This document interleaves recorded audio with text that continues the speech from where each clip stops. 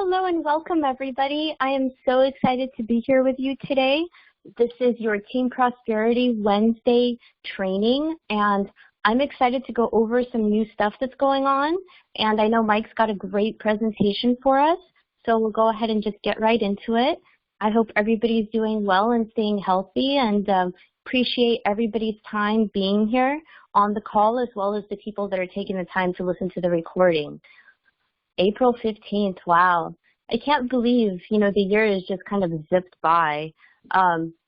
Excited to be here with everybody today. April is Financial Literacy Month. This is a great time to talk about, finances and financial literacy and how we're helping families.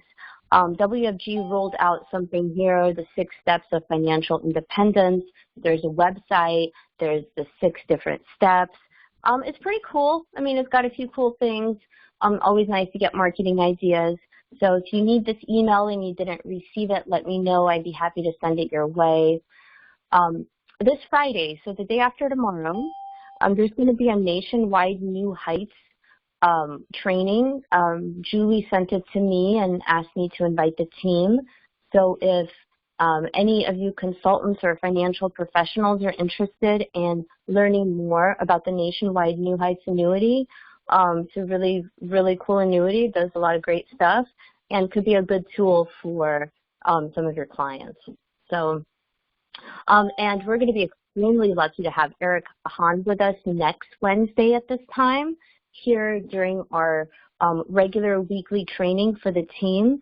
He's going to be going over all of the important changes to Transamerica's underwriting, but I'm going to touch on them myself today on the really important points because I don't want you to have to wait a week. All of this stuff is really important to know, and, there's constant, with the changes and, they're always constant. We're constantly improving and getting better, so I'm going to talk about a few of those things. One of the big things right now is if your clients are 55 or younger, they can get non-medical. On the IUL, they can get even preferred. They can't go preferred plus or preferred elite. The best rating available on the non-med is preferred, goes all the way to tobacco, all the way through $1 million, which is amazing, with living benefits. They can also get the regular term or the term living benefits all the way up to $1 million. Best rating is standard plus non-smoker. Goes all the way to standard smoker. And then the new lifetime whole life can also goes all the way from preferred to tobacco through age 55 up to $1 million. If your client's under 55, we have a lot of great Transamerica options for them. That's just one of our carriers. But living benefits is just such an amazing benefit to have that if somebody can qualify for it, there's usually suitability there for that product. Now, let's say they want to get preferred or they want to get preferred elite or whatever it is. They've updated the medical requirements up to $2 million. So if your client has had a paramed labs completed by another carrier in the last 12 months, they can take those and use those. Also, if their regular primary care physician has done exam and labs and done, full blood work in the last 12 months, those can be obtained from the primary care physician most of the time. So those are some updates that are definitely possible. Now, if you all have business that's written already, they can go back and we can edit it and ask for them to be reviewed for the non-med. So if you need my help with that, please let me know. I worked on about 8 or 9 of these yesterday, and almost all of them have already been resolved and fixed. So really easy to do, just with a quick call to new business. Now, if the client's 56 through 75, they're still going to have to go through traditional underwriting. That hasn't changed. They can get any risk class through age 75. Now, living benefits are not going to be offered until this whole COVID-19 thing blows over. So if your client's 55 or older right now, they're not going to have an option for living benefits with Transamerica at this point. And if they're over 75, they're not accepting anybody over 75 right now. Again, this is just temporary. things will go back to normal. And if you have follow-up questions, we will have Eric here next week, and he can go into all of this in depth, as well as answer specific questions about this. The lifetime whole life has also been updated. But again, the living benefit riders are not available if they're over 56. That, again, is temporary. The way to get these to be non-med for your 55 and younger is you have to answer the medical questions. So on the terms, when it says, do you want to complete the medical history, you have to say yes. They have to have those questions on file in order to make a decision on your client. And you do have to put non-med underwriting processes requested in the notes. This is, again, for your consultants and your financial professionals. Inviters don't have to worry about this. So we never, ever use the express application. So that's always going to be a no. And again, we're going to ask the medical questions. This is what the IUL looks like. We're going to put in there non-med underwriting process requested. On the term, I think there's 4 or 5 pages of medical questions. On the IUL, it's just one long page. This is what it looks like on the IUL. Pretty easy. Another big thing that's changed is they're going to start mailing policies directly to the client. If there's been a term that's been mailed out in the last week, it's already gone to the client. IULs start on Friday. Annuities and long-term care policies have already been going directly to the client.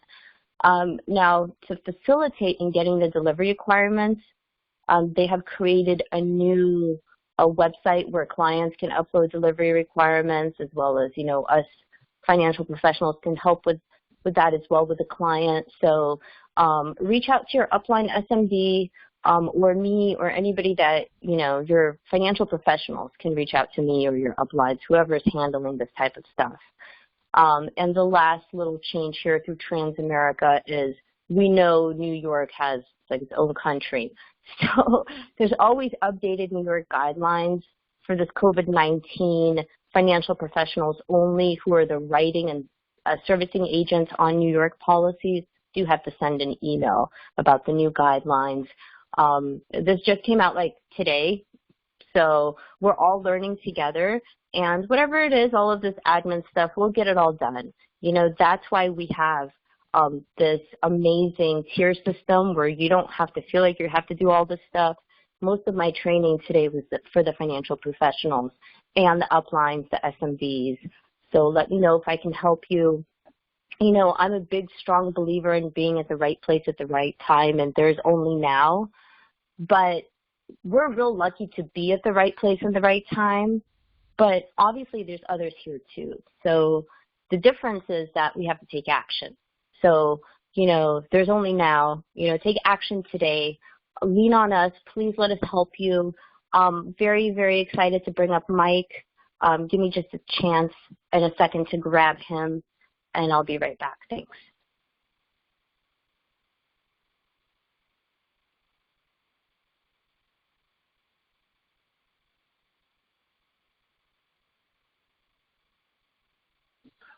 All right, you guys, April 15th. Normally, we'd be complaining about taxes today, but that's not happening. So I just want to go through some stuff with you guys today that will hopefully help you with your business, help you understand that if you're using some different types of digital marketing, different types of platforms, how you should be a student of those platforms, and also how you should continually get better at what you do on those platforms. Couple of things. Eric Hahn, like Alana said, will be with us next week for the Wednesday team meeting. However, he won't be the whole meeting. So he'll be there for a part of the meeting, and then we'll take it over. If you are right now struggling with your business, you want to have the opportunity to do some self-reflection. Why are you struggling? And we've laid out just step-by-step process of how to build this business that you can identify if there's breaks or there's blockages in there that you can alleviate if you know what you're doing.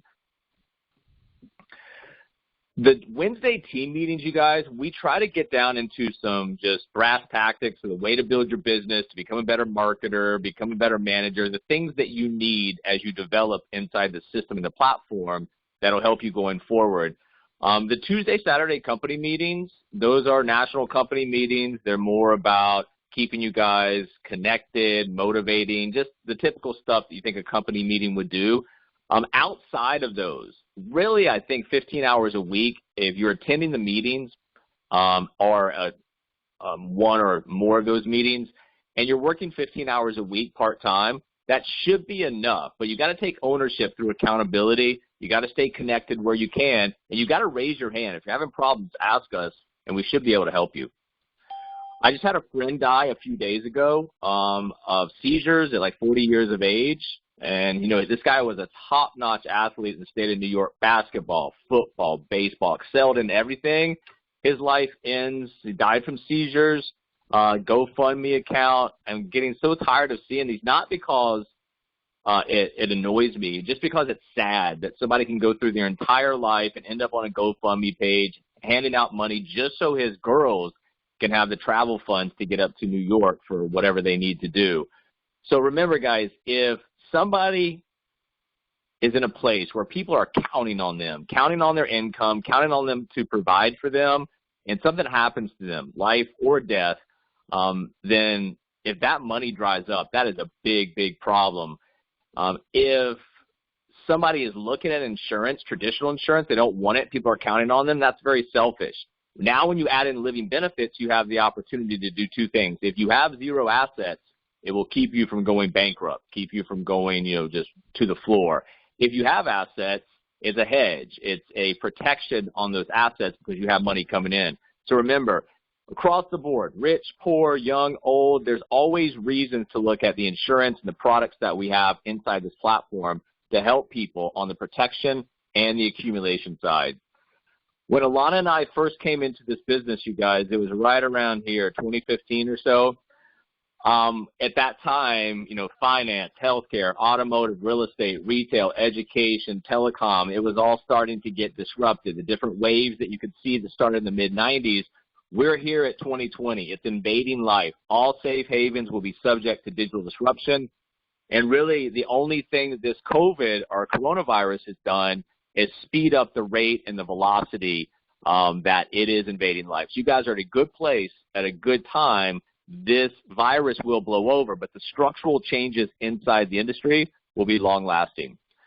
So our disruption, we always talk about this. When we say we're a disruptive company, we are changing the way that financial services agencies are built, operated, and managed with 100% digital and virtual models. So that innovation, the way that we use different assets and different types of technology to bring us together and be able not only to do business in all 50 states, remember, sitting at home selling insurance on the phone, that's not disruption. Our disruption is we can hire, train, support in all 50 states as well, and eventually that'll be international.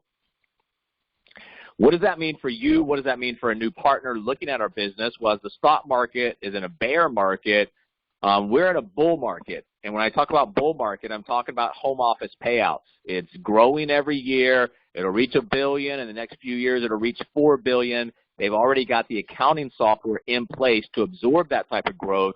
So understand, when you're in a bull market and things are moving and you've got the opportunity to participate in that, you need to do everything that you possibly can to make your business a direction that starts with marketing and then goes to engagement, and then you're selling. You're selling the right people products, you're selling the right people opportunity, and that will come through the build-out of your audience and the engagement. If you're in a bull market and you look at this business opportunity as a way to take control of your life, create generational wealth, create a legacy for yourself, you've got to know exactly what you want. And the biggest problem, I think, with partners coming in is they don't know exactly what they want. And you can have, I want to make money, I want to do this. It's got to be specific. Write down your goals, revisit your goals, and then as you start to have that come into your subconscious, you'll do things that will get you closer to your goals. Without knowing what you want and why you want it, how you're going to get there, you're going to drift. And with no concrete goals, you're not going to be able to provide yourself the day in, day out energy and intensity to get this business built. So remember, when you're looking at your business, just like if we were overweight and unhealthy, there's some changes that we can make to better our life. Same thing with your work habits. If you've got poor work habits, you've got poor communication habits, there's something in different categories that you can identify that are bad habits that you got professionally. All you've got to do is do a little self-reflection, figure out what's going on, figure out what you need to change, and then change those habits. Once you change those habits, the good habits will become routine, and then you can just teach. Really, this is not just about you. It's about the ability to do things for yourself and teach others as well.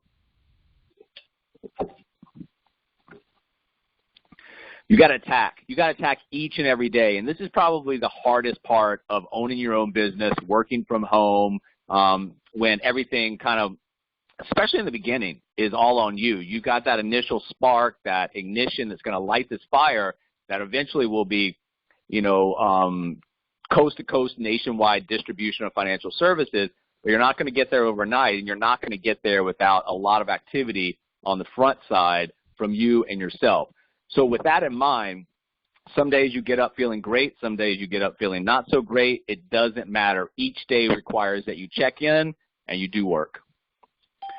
Remember, as a recruiter, you've got to be able to manage yourself. And we just talked about this. Concentrate on motivation and percentage gains. Remember, if we were a factory and we need to increase the output on the back end, we know exactly what's going on in that factory and how to increase that, and it's really just numbers. Once you know what you do and what that gets, it's easier to grow and scale that. So in order to know how to effectively increase or scale your production, you've got to first know what you do and how you get there. And then from that point, it's all just math. Remember, if you know what you do and you know what results those are getting, it's easier to grow and scale. If you don't know what you're doing and you're getting little to no results, the problem is that there's some part of your activity that's not getting the results. But if you're not keeping track and staying accountable to yourself, it's just kind of like a game. Is this wrong? Is this wrong? And then you may start changing things that weren't wrong in the first place.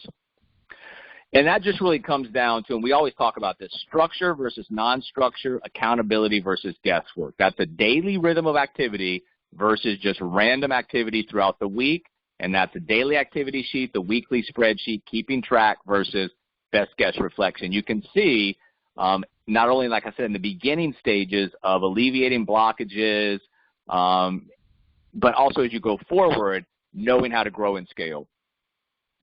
And this is something that we talked about in the WHAM group this week, and I think it's really important. So if you've got disruption and you've got, a lot of significant cost savings and expense savings going back to you, because you don't have to have that physical office, you don't have to wire it, you don't have to have everybody meeting there every day and all the fixed and variable expenses that go along with that office. Well, one of your first goals should be to research in your area what it would cost to have an office of 5, 10, 15, 20 people, whatever it is that you want, and figure out how much would it cost to run that office per month.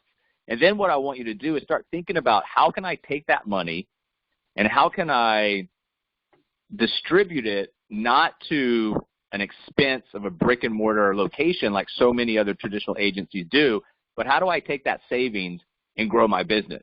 So remember, if you've got the cost savings, you've got the expense savings, just reallocate those funds into digital marketing strategies, leads, automation, things that can help your business grow faster and be a little bit easier on you as well. So we are in week number, we just finished up week number 7, and if you guys are going to join the next time around, we would love to have you. I can get you the free Audible book if you've never had an Audible account. But basically what this system teaches you is what to do and also what not to do. And that starts with, like we just talked about, having that vision. And, crystallize your vision, develop your 12-week plan, keep score, continuously improve, set up processes and controls, regain control of your time, stay accountable and committed. And the 13th week, and sometimes we go a little bit further out, is just about, not being in the 12-week year, kind of decompressing, reevaluating, reflecting, and getting ready for the next 12-week year. So understand, if you guys are doing it this time around, if this was your first time, you just want to complete it, good, bad, or ugly, whatever it looks like, that's not the most important part of the first time around. It's just actually completing the 12-week year and being ready for the next one. And like I said, if you are thinking about joining us for the next time, which will be in probably another month and a half or so, we would love to have you on board. And this is what we do every week. We meet together with a WHAM. It's the weekly accountability meetings. And for this week, number 7, we've got all these core groups of assets that allow you to do great things in this industry. You want to organize your business activity around what you want to happen. You've got so many cool things, tools, resources, platforms. Be open to what other people are trying to offer in the marketplace. A lot of times it's garbage, but you may, just by having an open mind, come across some things every once in a while that can significantly help you in your business. And once again, you can pass it down to your offices and help them out as well. Pick up marketing skills as you move forward. That will help your initial office and your franchises build out.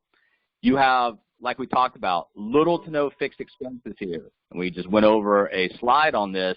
Take that savings that you would have to pay running an office on a monthly basis and invest that back into your business for growth. How much do you believe in this for you, yourself?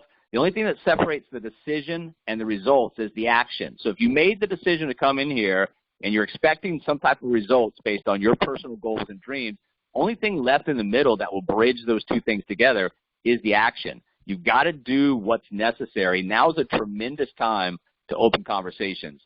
In our industry, some traditional offices will fail. Some independent agents will end up quitting or leaving the industry because they can't do business the way they have traditionally done it. If you get in front of the right people now, that agency owner, that independent agent might end up working with you instead of closing down or leaving the industry completely. You have solutions in the marketplace, and that's really what we've been pressing over the past number of months is solutions to perceived or actual problems, opening conversations, and letting those solutions in the right point in the conversation lead to action steps. Most contacts wins right now. That's all you want to do. Once you learn how to open up contacts and communication and conversation, the next step is identifying interest versus commitment. That is a big, big difference. A lot of people will be interested in this. Few will be committed. You're looking for commitment on the partner side. You're trying to identify your core group of what we call dedicated distribution partners. Overwhelming tactics and activity is intimidating. Don't put goals out there that you have no chance of reaching. Yes, you want big goals, but start by just getting outside your comfort zone. Build off the activity and the self-confidence that brings. There are 2 parts to marketing. One is the message, one is the delivery. The second is the data. If you've got a good message and you've got a good delivery, you got to get in front of the right audience. Even with a great message and a great delivery, the wrong audience will produce little to no results. So if it's not the message or the delivery, it's the data, you guys. And a little of a lot. It's a basic way to understand how to build your marketing game plan. You don't want to have everything hinge on one platform or one, funnel or marketing leg. You want enough things happening out there that are giving you trickles of leads. So in case something happens to one, your whole business doesn't fall flat. And if you allow people, they'll procrastinate. Most everybody on the client side, the partner side, we're all wired to procrastinate. Once you understand this, you can start preemptively battling it by framing conversations and leading language that requires action steps. Once again, on the YouTube channel, there's a complete breakdown of the Tier 1 contact. There's also a video on framing conversations, handling rebuttals, overcoming objections, etc.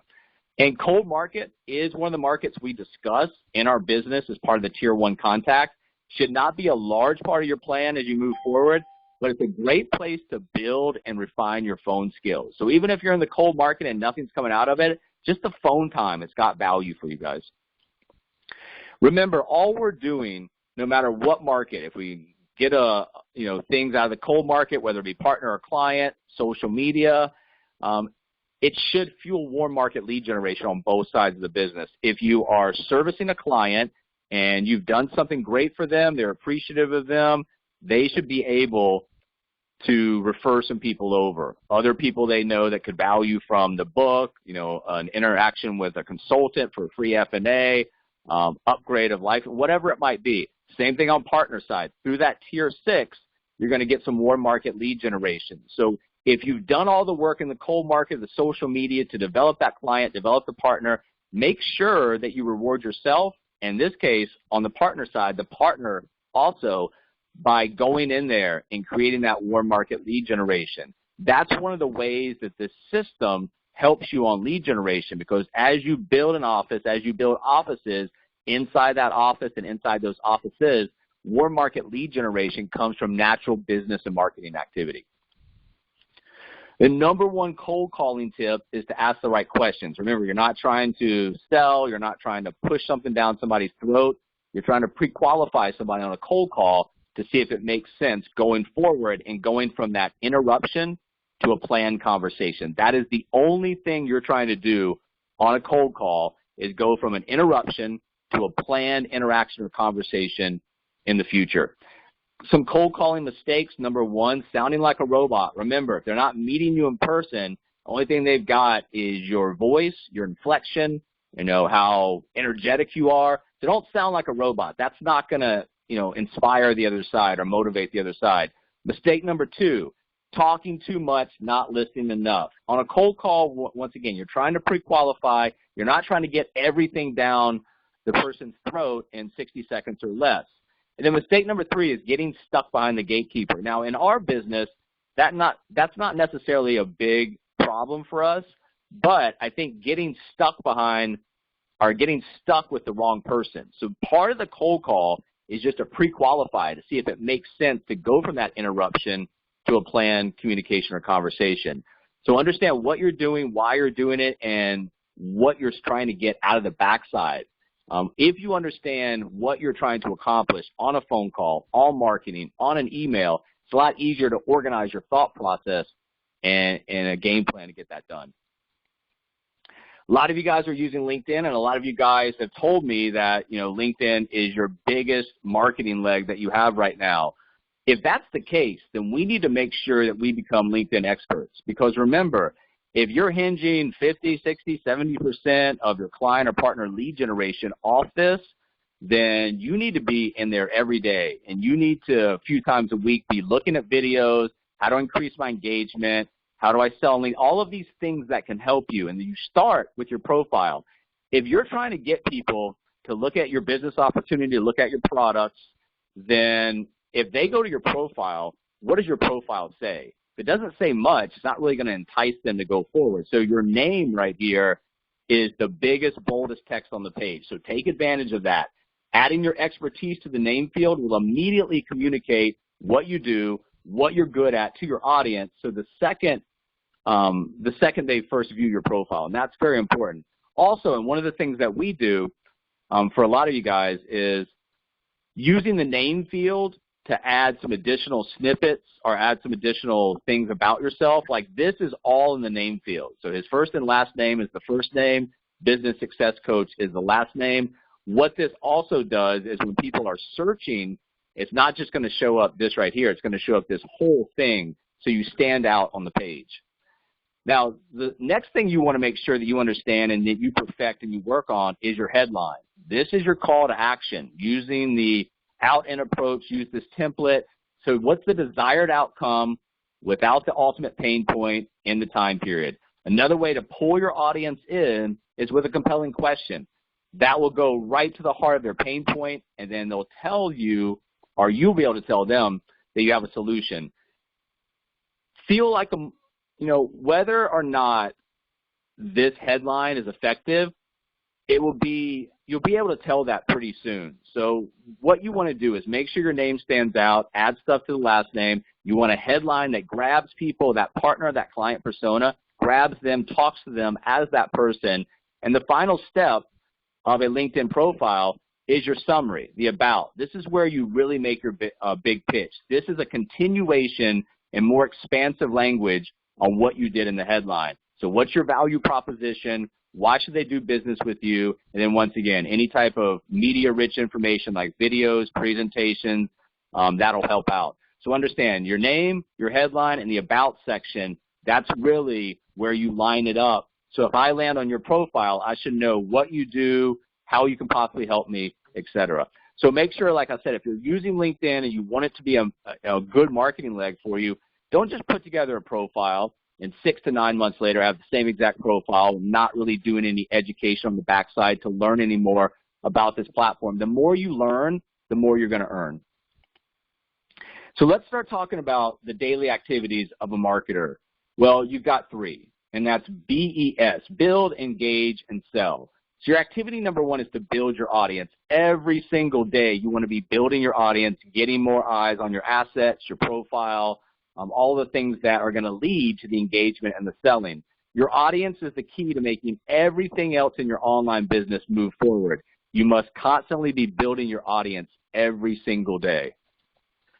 Activity number 2 is going to be engage with your audience. When you engage with your audience, you begin building relationships, and that establishes that like-trust factor, the bottom of the pyramid, rapport, trust, credibility. You engage by creating valuable content that serves your target audience. That's very important. So if you've got a persona, what you post should be talking a lot of times to that persona, helping them out, informing them, educating them, whatever it might be. And you engage by interacting with the people who actually engage with any or all of your content. You also engage by following, interacting with, and connecting with people in your target audience. So are you sharing, commenting, and liking stuff from leaders in your industry? That's very important as well. So after you build the audience, you've got to engage with the audience. Remember, we always talk about this. Engagement is the heart of social media. It's one of the toughest things to really crack and get good at, but once you do that, you're going to see that your revenue and income really starts to pick up steam. So once you build it, you've got to engage with those people.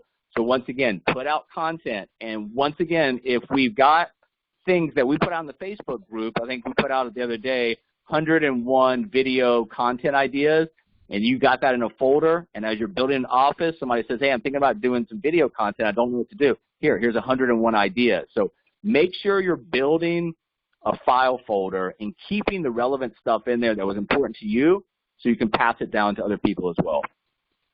And then activity number 3 is sell your audience. Once you've built the audience, once you've engaged the audience, you're going to sell to your audience, the right ones. This is the fun part. So where you start making money and building your empire. Unfortunately, too many people start this as the upfront activity. That's not what you do. They ask for the sale right away. They don't get to know anybody. They don't get to really pre-qualify, or they're just kind of just constantly pitching, throwing stuff out there. You don't want to do this. This is what gets you, people will leave your audience, people will ignore your post, and then this gets good people labeled as spammers. So you want to make sure that you're doing the necessary activities every day to get to the sell. So there's 3 daily activities that every successful online business embraces. You can refer to these activities anytime you need to get back on track. So once again, we're trying to develop a process and a system where if there's a broken part of it, it's easily identified and fixed. If things aren't going well, you're likely missing one of the above. The 6 pillars for your online marketing business. And this is all just, when you build, engage, and sell, inside that, pillar number 1 is the vision, personal development strategy. This is where you dig deep, truly figure out what you want your business to look like. This is what you want it to be, what do you want it to look like, how do you want it to run. Next, you've got to be honest with yourself about what's holding you back. If stuff is holding you back, like I said, identify and correct that stuff, because those limiting beliefs about who you truly are, it's going to kill your chances of successes before you ever step foot on your journey. So once again, personality defects, self-sabotage, not believing in yourself are going to stand in your way of creating a successful online marketing business. If you're struggling to get what you want and where you want to be, you find yourself procrastinating constantly, you need to work on your vision. That's exactly the same thing the 12-week year says. The vision is going to propel you, motivate you to be that person and do the necessary activities that you need to do. Pillar number 2 is personal branding and target market strategy.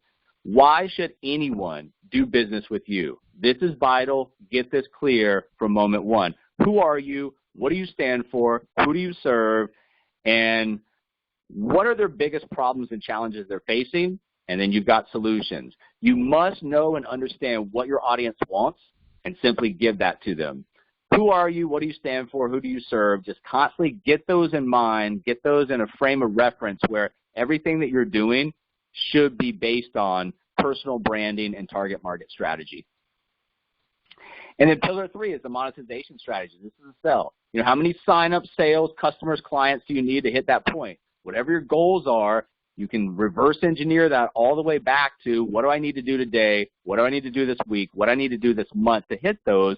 And you've got to know exactly what that number is so you can create a strategy and then go after it, or you're likely going to fall very short.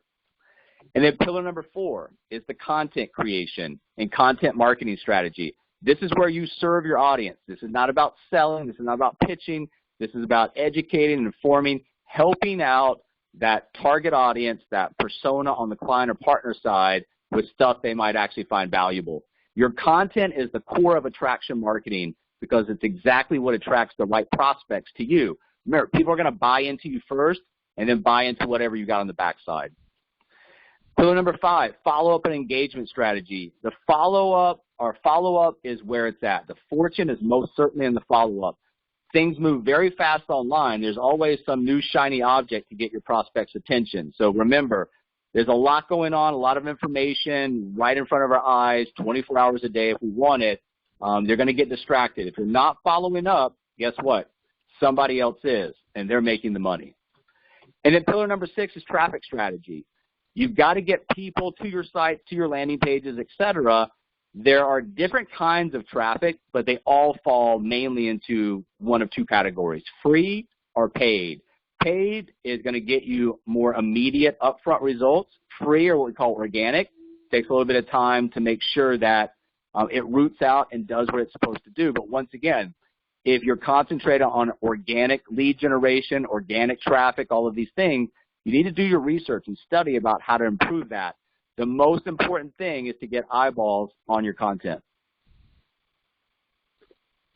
And that's kind of backed up everywhere you look. So the 7-step attraction marketing funnel, they say the same thing. Brand. You know, what's your brand? You are the brand, not your company. That's why we always tell you guys online, you are the brand. Don't go putting virtual financial everywhere. It's your brand. Who are you? What do you do? Why? Etc. You've got to create that.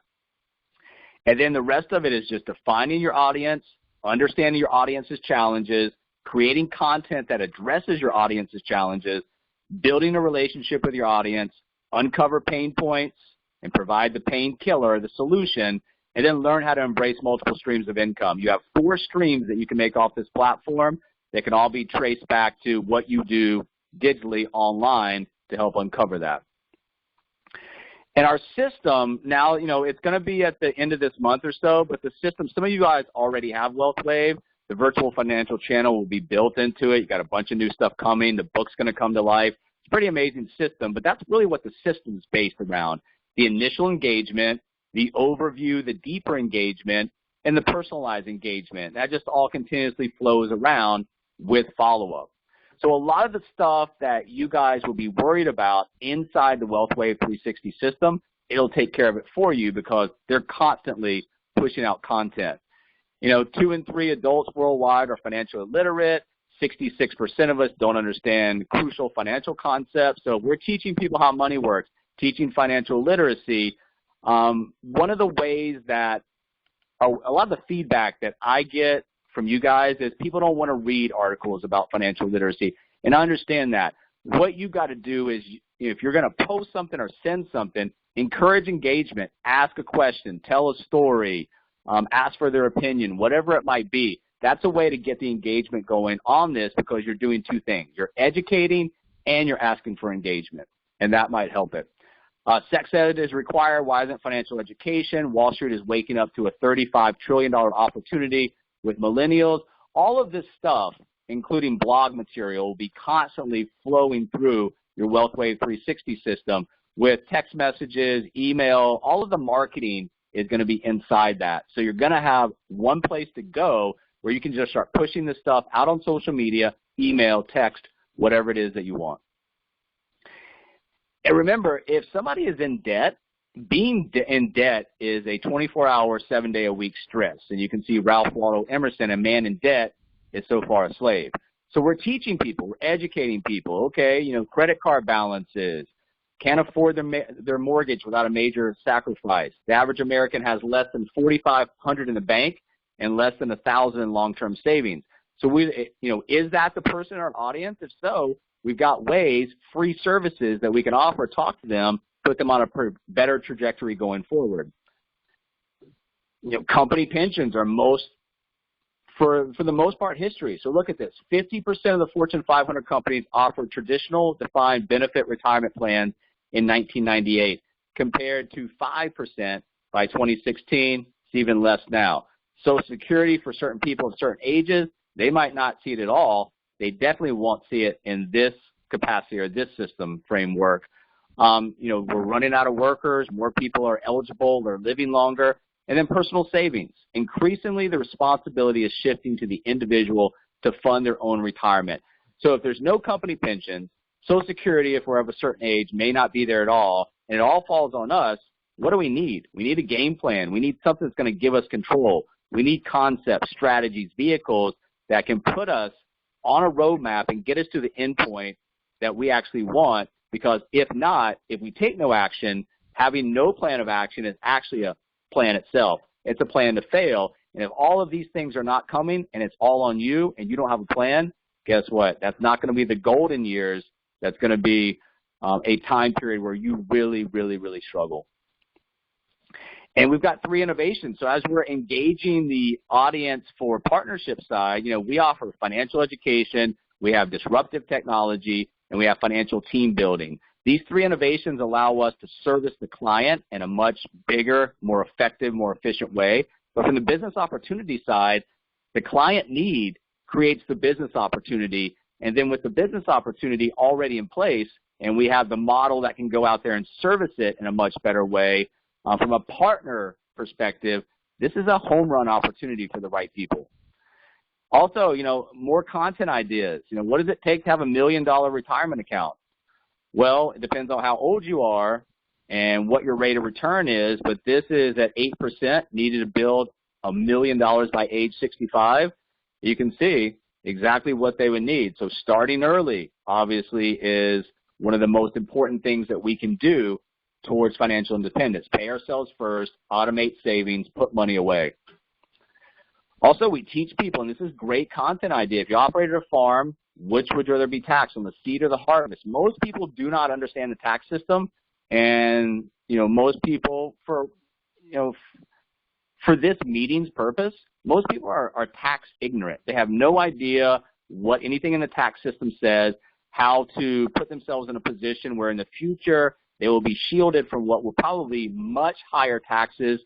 Guys, look, when we put a few $1 trillion on the government balance sheet in no time, it'll be $10 trillion. We'll be at $30 trillion before long. This money has to be paid by someone. It's paid by the American taxpayer. And in the future, if taxes are going to be dramatically higher, does your audience want to pay higher taxes, lower taxes, or no taxes? 4 places to keep their money. You're educating. Remember, they've got 401ks, IRAs, stocks, bonds, real estate, bank accounts. People keep their money in different places. We've got strategies, concepts, vehicles that can incorporate a lot of what somebody needs in the 6 building blocks, the 7 money milestones, the IUL, if suitable, if it makes sense, the Swiss Army knife of financial strategies, zero market risk, long-term care, tax-deferred growth, tax-free income, tax-free legacy. So a lot of people put money, the ones that are saving, in the wrong places. And there are significant penalties and fees for not being in the right places if it's at the wrong time or in the future, like I said, with the wrong tax classification.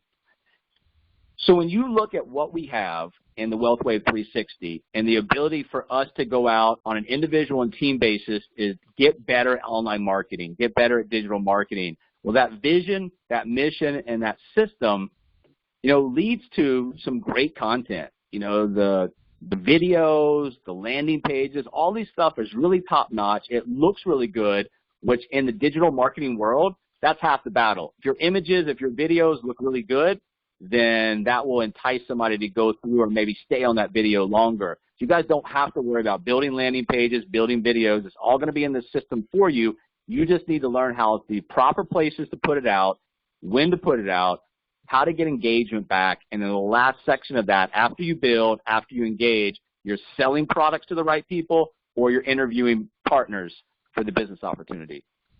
The secret ingredient when you're online as a digital marketer is stories. People love stories. Effective conversation processes tell stories. By incorporating stories into your content, they're less threatening and easier to like. Stories can help you become more trustworthy. Rapport, trust, credibility, stories can do that for you. Include imagery in your story. Every time you're posting ads, whether it's organic, whether it's paid, anything that you post, just remember, brain processes an image 60 times faster in comparisons to words. So as we always talk about, people are just flying through the phone, scrolling continuously. That image, hopefully, if it's good, will have them stop for a split second and maybe get them through the rest of the process, clicking on the content, engaging, whatever it might be. So 10% of what they hear, 20% of what they read, 80% of what they see and do. 92% of consumers want brands to make ads that feel like a story. Enough said, right? So if you can kind of develop that mindset to tell stories in online communities, it will help with your content, with your engagement, and with your back-end revenue and income. Relevant engagement is something that is very, very important. So tips to brilliant storytelling. If we're going to be out there telling stories, understand your audience. Keep it simple and focused. Don't be one of those people who goes off on a tangent and it's a long thesis. You got to keep things short, to the point, clear, concise, because people have short attention spans. They're not going to read that much. Engage with emotions. Get clear on the end game. What are you doing this for? Why are you doing this in terms of what are you posting? What are you hoping to get out of that post? And keep it short. Have a great title. And then the top 10 takeaways for storytelling, use a hook. Hook is a great opener. What's in it for the other side? You got to anchor your message.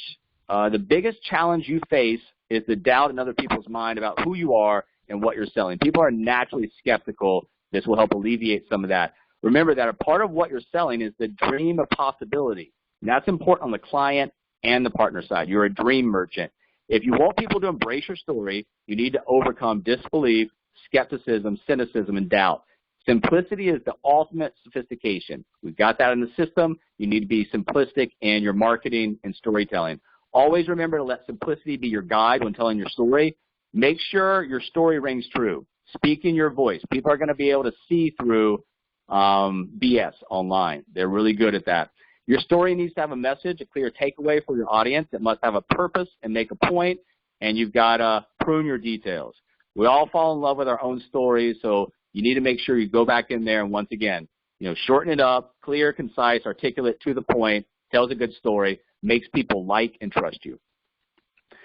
Our book really does that, and you can use it in a number of different ways. Our book is non-threatening.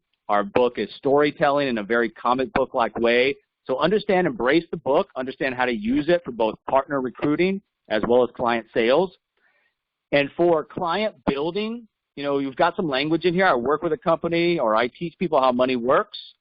We have a new book that starts the process. Reading the book is actually the first step. We call them money milestones. You guys can kind of read through this, but you can use the book for client-specific sales. You can use the book for team building specific marketing. If you are talking to somebody and they're talking to you about lead generation and your book comes up, send them a book out. If somebody's on the fence of whether or not they want to be part of Virtual Financial on the partner side and you're interested in them, something like a book or something that helps them understand what we do, our mission, why, can be a great last thing that kind of pushes them over to our side. And social media specific, getting out there, talking about the book, making sure people understand that what you're doing on the front end is trying to improve people's lives, our mission, our cause, how money works, financial literacy, no matter if it's client, team building, or social media, you got to follow up. What did you like best? What intrigued you? On the 7 money milestones, the first one was financial education, led with the book. Out of the other 6, name them. What's most important to you? So understand, you've got so many different ways that you can open conversation and attract people into your business on the client and partner side. Use them all and be a student of marketing. It's entry, conversion, exit. That's all it really is. And that's the same way, kind of a way to say, build, engage, sell. Entry, conversion, exit. So you're always got to come up with a game plan. What are you doing and what do you hope to get out of this? And once you understand that, it helps you kind of frame everything with a game plan instead of just random posts, random activity online. It's got to be something that is thought out and thought out well.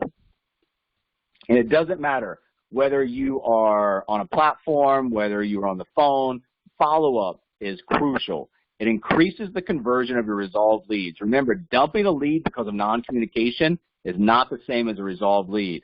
Effective follow-up is an absolute must. You're going to fail without. Follow-up is the make or break for your business. If you're that person that gives up after 1 or 2 follow-ups, you're leaving a lot of money on the table. Because I can tell you a lot of big deals and a lot of good partners have come in our team, in our office, through follow-up attempt 4, 5, 6, 7, 8. So remember, you are the person who gets to decide who you want as a partner. So if I call somebody and they're a lead and they pick up the phone, I can barely understand them, they sound half dead, and I'm not interested in working with them at all, I'm not going to continue to follow up. But if I've had a good conversation with somebody and I'm really interested in them as a partner, or I've got a great solution on the client side, yeah, I'm going to continue to follow up. And you can't be shy about follow-up. And it's got to be, once again, it's got to be short, to the point, and it's got to entice action steps from the other side. And you can see right here, most people are going to give up. Start there. Some people never even call their leads. Most people by contact 2 are done. If you've got somebody that you really want to work with on the client or partner side, you need to have the effective follow-up, and you need a follow-up schedule. Because if you just are out there every single time thinking about what am I going to send to each one of these people, that's a time waster. And over a long period of time, that's really going to build up. Now, if you've got a defined schedule, prospect communication schedule where you know exactly what to send, how to send, and where to send it, then that's going to increase not only your number of resolved leads, but it's also going to increase your ability to manage your time. So if you're out there and you're marketing, once again, if you've got a quick contact form, and let's say you're making some annuity marketing or guaranteed retirement income or something like that, you don't want to go into a long contact form. You just want to get name, address, email address, phone, and some other questions, marital status, working status, age range, and then the pre-qualifying questions. And this, are you nervous about the stock market crashing again? Does guaranteed income for life interest you? Have you started saving in 401k, IRA, CD, mutual funds, other? Are you conservative or aggressive with your money, amount, and savings? And then develop some type of a touch system. The more automated you can get your follow-up, the easier it will be to get in the follow-up, because if it's left up to you manual, things fall through the crack, you don't get everything done. Automate as much of your business as you can, and then learn how to control the conversation. Once you learn how to create leads, open conversation, the rest of it is continuing that conversation and directing that conversation to an endpoint and an action step. Set up the expectations from the very start. Remember, simplicity, it works in our system, it works in marketing, it works in the ABC calls as well. The best ABC calls are not sales or company pitches. We have those 7 questions that we ask, but they're one-on-one conversations, they're interviews. Each party gets to evaluate the other to see if this is a good fit from both sides. Major part is asking questions and listening. If you ask the right question, you write down notes, and you listen, they'll take the conversation where you want it to go just with their answers. So you can see 2 different graphs. Sales per 100,000 words spoken, sales per 100,000 words listened to. Become a great listener. And these are some examples of text message. I'm not going to go through all of these, but this is a way that you can continuously get up. Now, this was designed for partner follow-up. This is a way you continually get in front of people with additional information, staying in front of them with your contact information, who you are, giving them access to more information about your business, and hopefully getting that point, or getting that partner or potential partner to a point where you can resolve the lead. Not interested, interested, whatever it might be. Remember, your mindset has to be about helping other people reach their goals, dreams. Everything else will take care of itself if you get a mindset like that. You're not going to build a business just for the sake of building a business. You build people, and those people that come in and you're part of your core group, they're going to help you build your business. And by helping them get to their goals and dreams, you're going to get to your goals and dreams, your organizational goals and dreams, and whatever else you guys are looking for. Remember, you guys are in a great position right now. You're in a great position with the fact we've been doing this virtually for years, the fact that we are on an IMO platform that pays out so much, can absorb the growth. You're in a great place to build distribution and the contracts. So understand what you have and understand comparison, what that means towards other agency building models. Then understand, if you want to make $250, $500, $750, $1 million+ a year, you're going to make it in one of four quadrants: personal income, agency income, expansion income, and bonus income. You should be able to forecast on the income calculator personal, agency, and expansion. Bonus income is a reaffirmation things are going well, and bonus income can add up to be quite a lot. Just in the ability on personal production, agency production, expansion production, all of these things, guys, you can make lots of money here. And once again, it's going to be a lot of active income in the beginning because you're doing a lot of the work.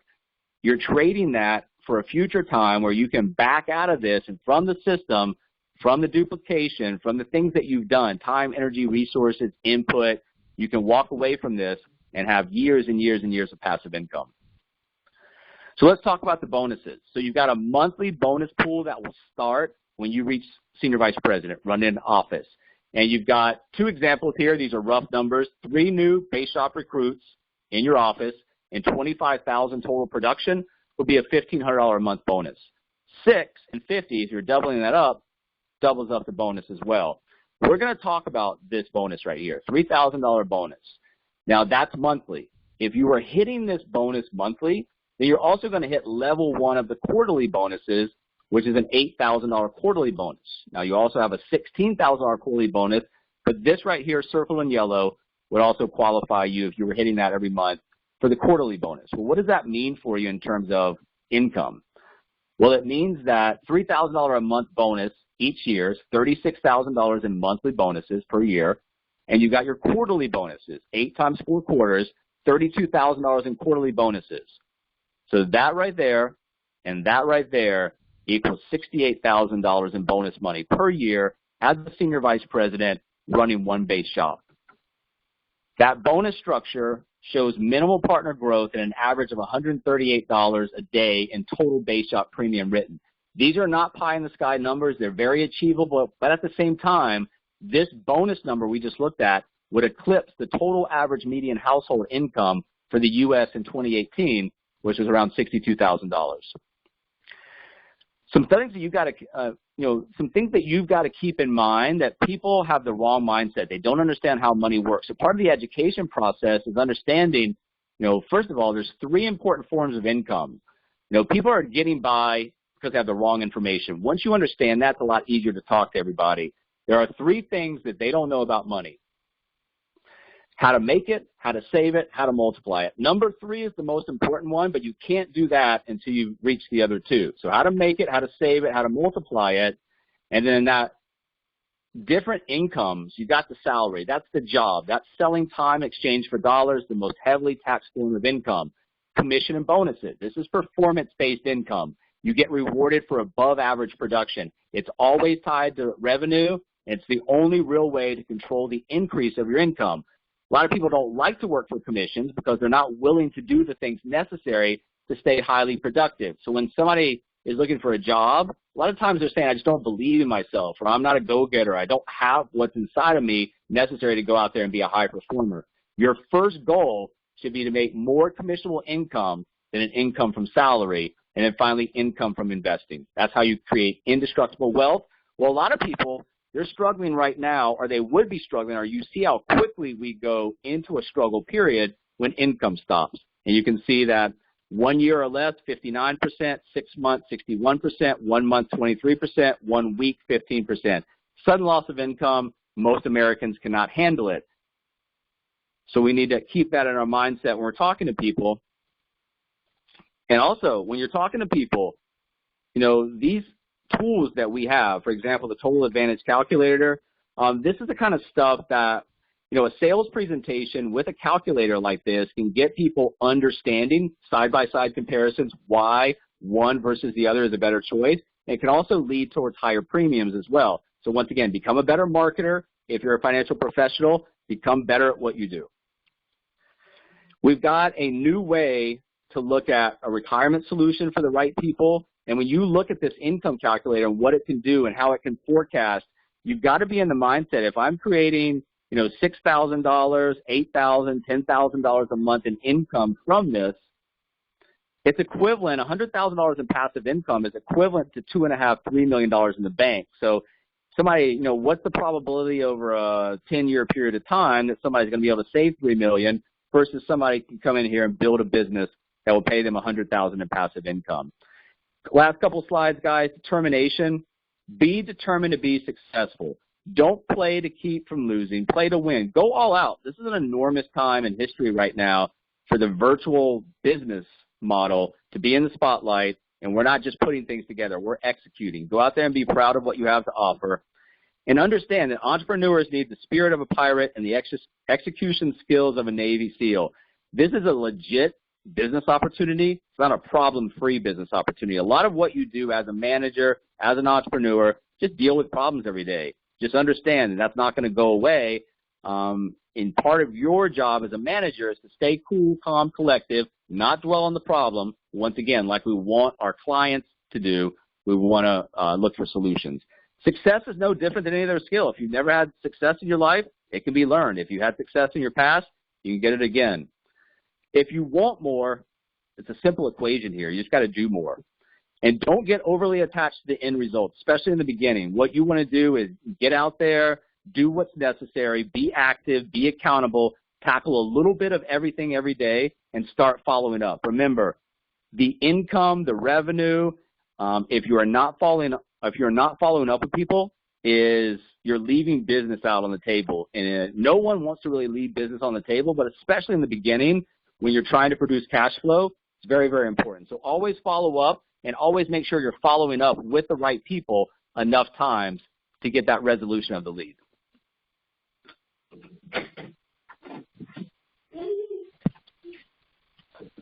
Mike, that was a fantastic training. I hope everybody enjoyed it as much as I did.